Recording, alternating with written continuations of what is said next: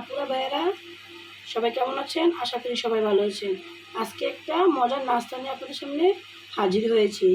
দেখুন, চিজ দিয়ে ব্রেড দিয়েই বিভিন্ন রকমের সবজি দিয়ে আমি জিনিসটা তৈরি করে দেখতে কত সুন্দর হয়েছে, অসাধারণ হয়ে দেখিয়ে দিচ্ছি আপনাদেরকে। দেখুন কত সুন্দর চিজ দিয়ে আমি তৈরি করেছি জিনিসটা দেখতে।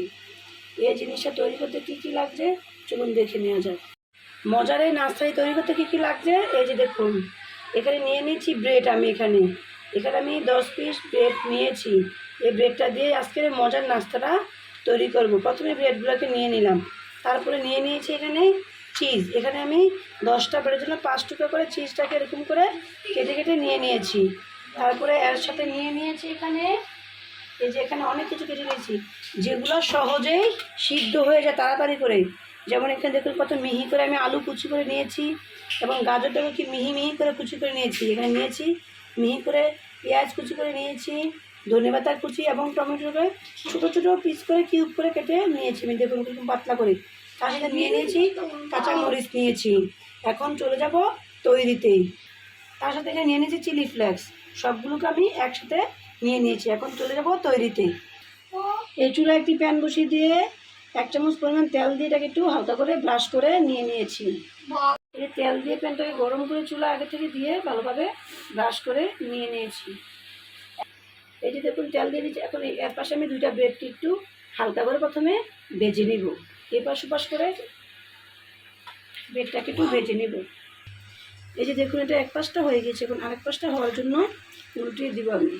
এই যে এখন আমি এর ভিতরে উপকরণগুলো দিয়ে দিব। এই যে এখানে আমি চিজগুলোকে দিয়ে দিব, অল্প অল্প করে এখানে চিজ দিয়ে দিলাম। এই যে ভাগ ভাগ করে দেওয়ার পরে এখানে যে উপকরণগুলো আমি কেটে রেখেছিলাম আগে থেকে এগুলো অল্প অল্প করে, যেমন প্রথমে দিয়ে দিব একটু আলু কুচি। আলু কুচি দেওয়ার পর দিয়ে দেবো একটু টমেটো কুচি, তারপর দিয়ে দেবো একটু পেঁয়াজ কুচি, দিয়ে দেবো গাজর কুচি।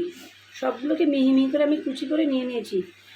এই জিনিসটা মাথায় রাখতে হবে যেন যেই জিনিসগুলো অল্পতে সিদ্ধ হয়ে রান্না হয়ে যায় এরকম জিনিসগুলো দিতে হবে। দিয়ে দিব কাঁচামরিচ, ধনেপাতা এবং সামান্য পরিমাণে চিলি ফ্লেক্স। জালটা যে যেরকম খেতে পছন্দ করে সেই স্বাদ অনুযায়ী। তো এখন এই ব্রেডটা দিয়ে এটাকে হালকা করে চাপ দিয়ে আটকিয়ে দিব আমি। এই যে দেখুন এই পাশটা হয়ে গিয়েছে এক পাশটা, সেজন্য এখন এটাকে একটু ভালোভাবে উল্টিয়ে দিব। এটাকে মচমচা করে ভাজতে হবে। এই যে দেখুন আমার চিজ বর্ন ব্রেডটা তৈরি হয়ে গিয়েছে, কত সুন্দর মচমচা হয়েছে। এই যে দেখুন সব বেরোনো হচ্ছে কত সুন্দর মচমচে। এখন এটাকে আমি উঠিয়ে নেব একটা বাটিতে। এরকম করে সবগুলোকে তৈরি করে নেব। এইরকম আমি এরকম করে করে আরেকটা তৈরি করে নিয়েছি। এখন কেটে আপনাদেরকে দেখাবো। তৈরি হয়েছে, মানে এটাকে আমি সুন্দর করে কেটে পিস করে দেখাচ্ছি। কত সুন্দর দেখতে, সাধারণ হয়ে। এই দেখুন এটা কত সুন্দর দেখেছি, অনেক খেতে অনেক সুস্বাদু।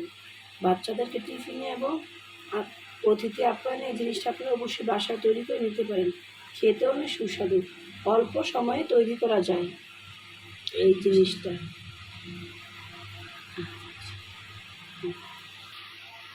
আজ এই পর্যন্তই। আপনি এটা বাসায় অবশ্যই তৈরি করে দিবেন বাচ্চাদের সবাইকে, এবং পরিবারের সবাই খেতে পারবে। দেখতে অসাধারণ হয়েছে।